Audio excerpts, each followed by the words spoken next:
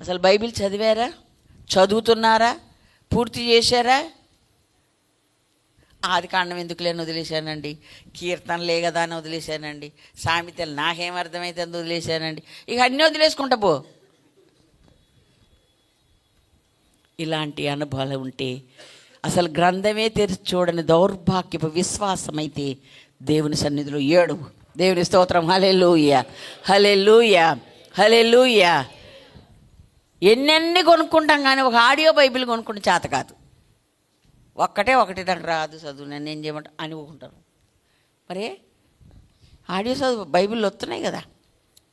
చదివించుకోమని రాయబడి ఉంది, నువ్వు చదవమని రాయబడి ఉంది. చదివించుకోవు, నీవు చదవవు. ఇది దౌర్భాగ్య స్థితి కాదా?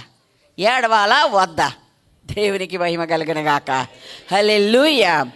జరుగుతున్న సంగతులు గుర్తు పట్టగలిగిన